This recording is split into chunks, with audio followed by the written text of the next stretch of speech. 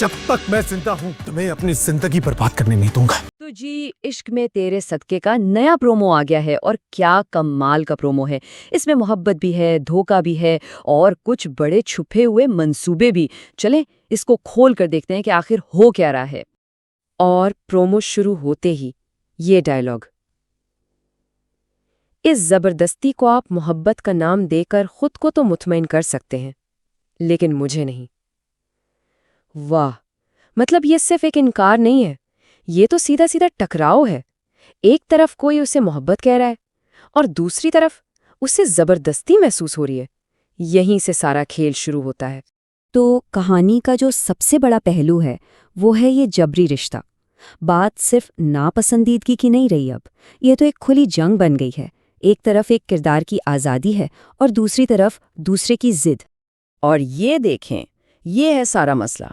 एक तरफ जुल्फ़िकार शाह हैं जिनके लिए ये सब कुछ मोहब्बत है, लेकिन दूसरी तरफ दूसरे के लिए ये साफ साफ जबरदस्ती है। मतलब दोनों की सोच में जमीन आसमान का फर्क है। एक ही चीज को दो लोग बिल्कुल मुख्तलिफ नजर से देख रहे हैं। फिर ये लाइन आती है, जुल्फ़िकार शाह, मुझे आप में कोई दिलचस्पी नहीं, 1% भी नहीं, बिल्कुल साफ और खरी बात, कोई बहाना नहीं, कोई लिहाज नहीं। ये सिर्फ इनकार नहीं है, ये तो जुल्फ़िकार शाह के गुरूर पर सीधी चोट है और अब तो ये मामला और बिगड़ने वाला है।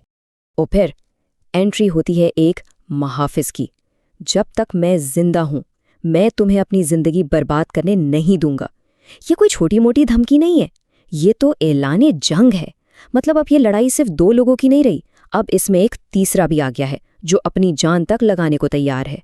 लेकिन क्या ये सब इतना सीधा है जितना हमें दिखाया जा रहा है? शायद नहीं।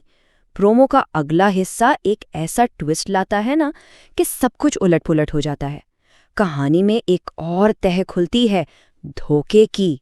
और ये रहा वो डायलॉग, तुमने इतनी अच्छी एक्टिंग की कि किसी को पता ही नहीं चला कि ये दरअसल मेरा मास्टर प्लान था। 1 मिनट, क्या मतलब? यानी वो सारा इनकार, वो गुस्सा, वो सब एक्टिंग थी, एक मंसूबा था? अगर ऐसा है तो फिर इस पूरे खेल के पीछे मकसद क्या है? तो अब सबसे बड़ा सवाल यही उठता है कि आखिर ये मास्टर प्लान है किसका